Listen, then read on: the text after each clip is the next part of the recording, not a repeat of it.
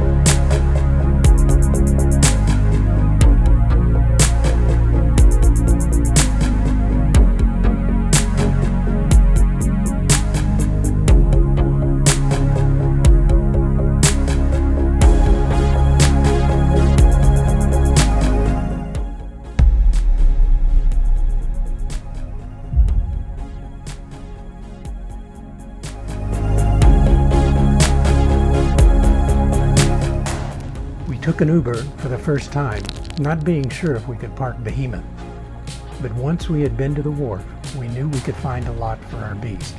Just remember to check with one of the nearby eateries to validate your parking ticket and save yourself a little change. San Fran is a hoot. We spent a couple of days just in the Fisherman's Wharf area. We rode in the Uber, walked a lot further than we'd expected, and we took the obligatory big bus tour, where we learned a lot about the local history. We walked along the wharf, picked up some souvenirs, investigated Pier 39, and ate some great food. Pretty much followed in the steps of thousands before us. The difference this time, those steps were ours.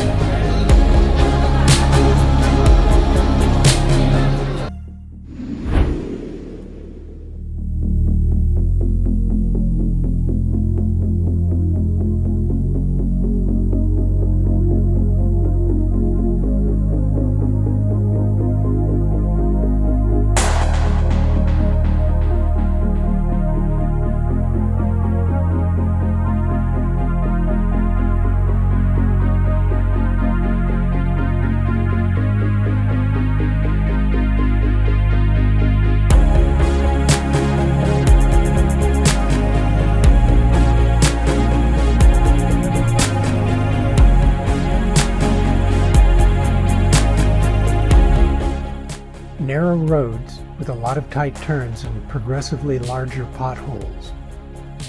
We constantly commented about having to come up with a better way to secure our belongings in their cabinets. At least when we get to our destination, we have to remember to carefully open the doors. Just so you know, I haven't done a lot of traveling in quite some time, and this is all new to me.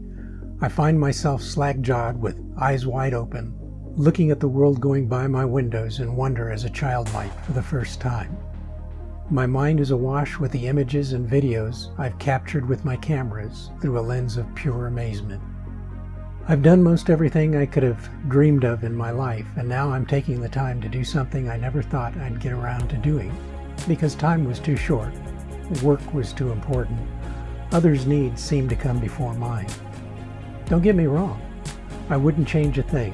All of the love, kindness, and amazing people that have come into my life I will treasure throughout time.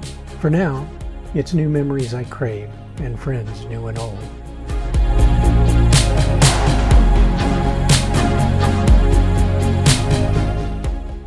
After leaving Frisco, we again headed north. We were hoping to get to Oregon with enough time to visit our grandkids before it gets too cold.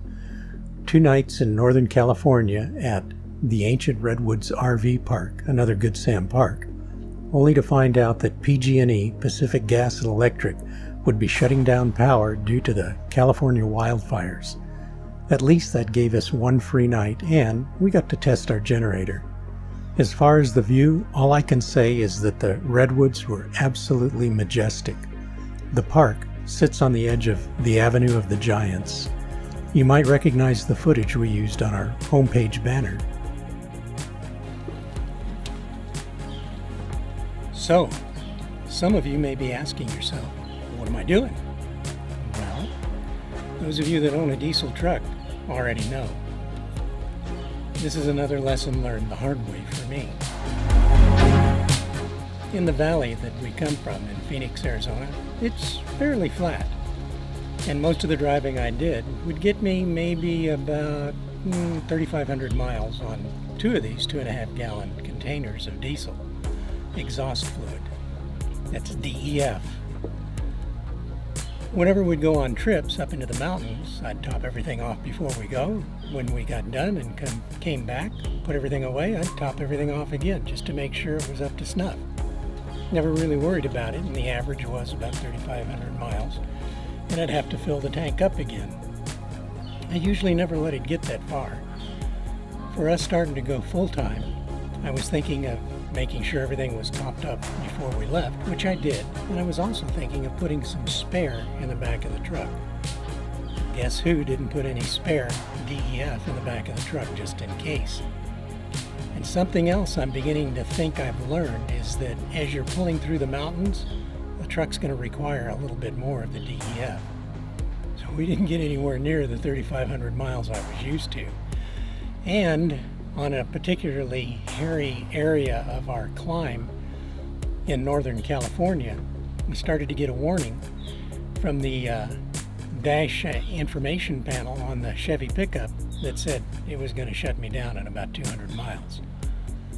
I travel with 3 people most of the time.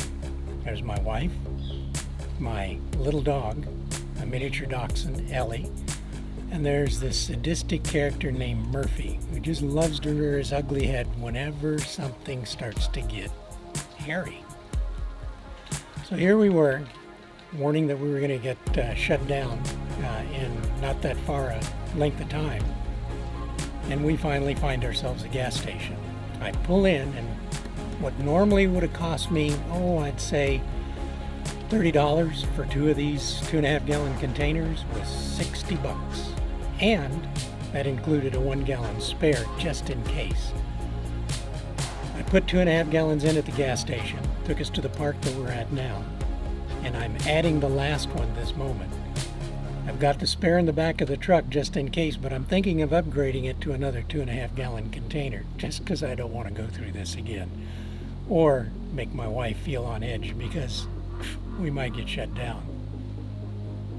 Most of the lessons I learn are the hard way, but those are the ones I remember the best. Hope you guys don't have to. Hope you guys learn from my mistakes.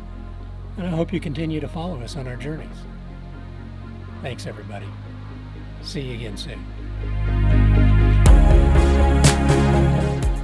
Not to beat a dead horse, but please hit the like button, ring the notification bell, and don't forget to share this and our other videos. And if you're so inclined, don't forget to subscribe to our channel. See you next week when we slip into Oregon. Did you know that there were sand dunes in the pine trees in Oregon? Amazing. I digress. Our first stop and a few seriously cold evenings will be our stay in Eugene. Just in case you missed it.